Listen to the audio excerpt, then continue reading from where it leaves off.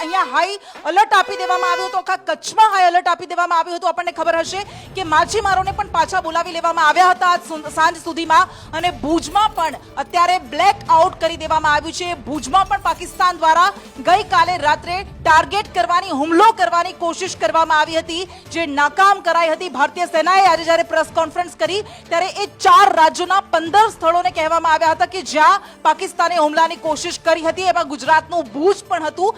પરંતુ પહેલેથી જ ગુજરાત સતર્ક હતું, હાઈ એલર્ટ પર હતું।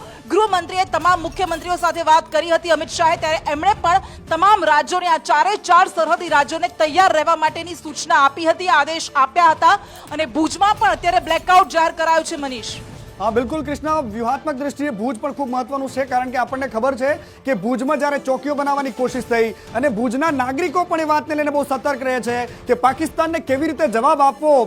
ભુજની ગોવાળનો જે સ્થાનિક દીકરીઓ છે, મહિલાઓ છે, એમણે પણ હાથમાં હથિયાર ઉપાડેલા છે। એમને કદાચ ખબર હોવી જોઈએ, એમના પુરખાઓને ખબર હોવી જોઈએ કે જે પ્રકારે ભુજ પર હુમલો કરવાની કોશિશ કરે છે પાકિસ્તાન, તો એનો જવાબ ત્યાંથી જડબાતોડ મળે છે। બ્લેકઆઉટ કરાયું છે ભુજમાં અત્યારે, અને ભુજ ગુજરાતની એવી જગ્યા છે કે જ્યાંથી બિલકુલ પાકિસ્તાન નજીક છે, અને એક મોટો વિસ્તાર, દરિયાઈ ખાડીનો વિસ્તાર કે જેને હરામી નાળા કહેવામાં આવે છે, એ હરામીઓની હરકત આપણે રોજ જોઈએ છીએ ત્યાં, કે કેવી રીતે આ બધાની વચ્ચે ત્યાં આપણે સંરક્ષણ કરીએ છીએ, કેવી રીતે ત્યાંથી ખદાડીએ છીએ।